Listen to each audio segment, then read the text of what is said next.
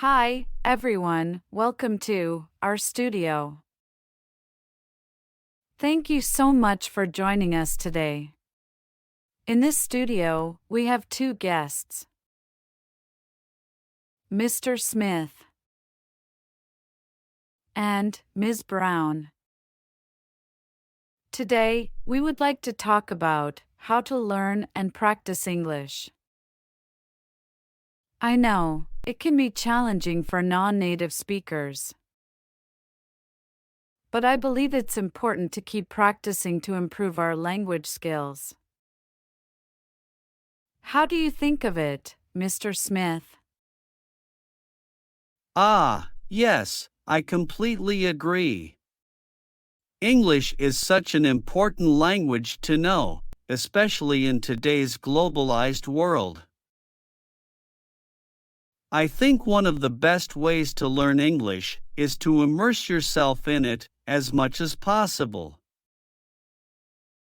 Watch TV shows and movies in English, read books, and listen to podcasts. Ms. Brown, do you have any opinion? Yes, immersion is definitely helpful, but it's important to also have a strong foundation in grammar and vocabulary. I think taking classes or working with a tutor can be beneficial for those who are just starting to learn English. That's a great point, Ms. Brown. I also think it's important to practice speaking as much as possible. Find a language exchange partner or join a conversation group to practice speaking with others who are also learning English. And don't be afraid to make mistakes. Learning a new language is a process, and it's normal to make mistakes along the way. It's important to keep practicing and not get discouraged. Another way to practice English is to use it in your daily life.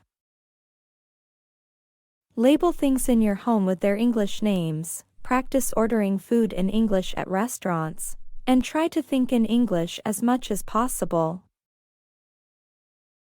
And if you have access to the internet, there are so many resources available online to help you learn and practice English. There are websites with grammar exercises, vocabulary quizzes, and even virtual conversation partners. Yes, and don't forget about social media. Following English-speaking accounts on Twitter or Instagram can be a fun and easy way to practice reading and writing in English. And finally, I think it's important to set realistic goals for yourself. Don't try to learn everything at once, but instead focus on one area at a time. Maybe one week you focus on grammar, and the next week you practice speaking with a language exchange partner. Absolutely, setting goals is a great way to stay motivated and track your progress. And remember, learning a new language takes time and effort, but it's also incredibly rewarding. Yes, it's so rewarding to be able to communicate with people from all over the world and to have access to so many new opportunities. So let's all commit to practicing our English every day, whether it's through reading, writing, speaking, or listening. With dedication and perseverance, we can all improve our English skills and achieve our language learning goals. I couldn't agree more. Thank you both for this great discussion, and let's keep practicing our English together. Yes, let's keep each other accountable and motivated. And if anyone has any other tips or resources for learning and practicing English, please share them. Actually, I have one more tip that has worked for me in the past. I like to watch English TV shows or movies with subtitles in English. This helps me improve my listening comprehension and also helps me learn new vocabulary. That's a great tip, Ms. Brown. And for those who may struggle with understanding English accents, there are also videos on YouTube where people from different English-speaking countries speak with different accents. So you can practice understanding different accents and dialects. That's a good point. And for those who may not have access to classes or tutors, there are also many free resources online, like language learning apps or YouTube videos with grammar lessons. And let's not forget the importance of practicing regularly. Even if it's just for a few minutes every day, consistent practice can make a big difference in improving our language skills. Absolutely. And it's also important to be patient with ourselves. Learning a new language can be frustrating at times, but we need to remember that it's a journey and we won't become fluent overnight. Yes, and it's okay to take breaks and not feel guilty about it. It's important to take care of ourselves and not burn out from studying too much. That's true, and also finding ways to make learning fun and enjoyable can help us stay motivated. Maybe watching a favorite TV show in English or playing language learning games can make the learning process more engaging. And let's not forget the power of community. Finding other people who are also learning English can be a great way to get support and encouragement along the way. Yes, language learning doesn't have to be a solitary activity. Joining a language exchange group or finding a conversation partner can make the learning process more social and enjoyable. And don't be afraid to ask for help when needed. Whether it's from a teacher, tutor, or language exchange partner, asking for help is a sign of strength and a willingness to learn and improve. Well said, Ms. Brown. This has been a great discussion on how to learn and practice English. Let's all take these tips and strategies and apply them to our own language learning journeys. Yes, and let's continue to support each other along the way. Thanks for this great conversation, everyone. Thank you, and let's keep practicing our English together. Before we wrap up, does anyone have any final thoughts or questions? Actually, I have one question. How do you know when you've reached a certain level of proficiency in English? Is there a way to measure it? That's a good question. There are different proficiency levels for English. And there are also tests you can take to assess your proficiency, like the TOEFL or the Cambridge English exams. Oh, I see. So taking one of these exams can help me gauge my level of English proficiency. Yes, and it's also important to remember that proficiency is not just about passing a test.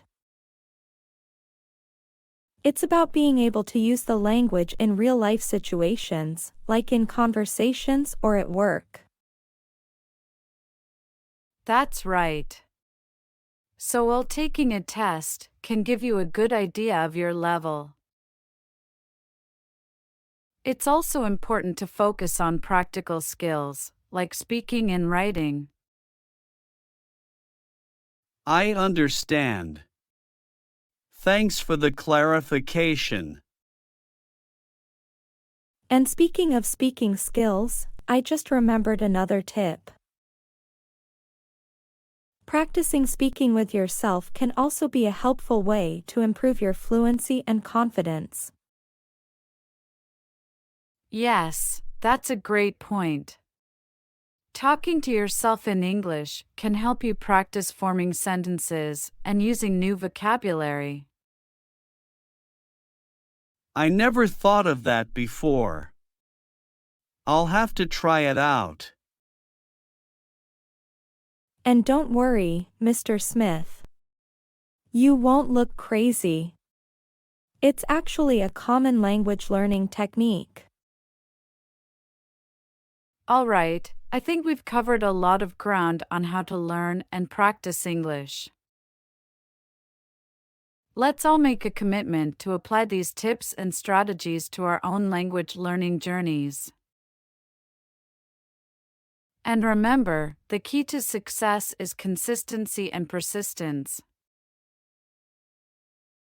Learning a language is a long-term process, and there will be ups and downs along the way.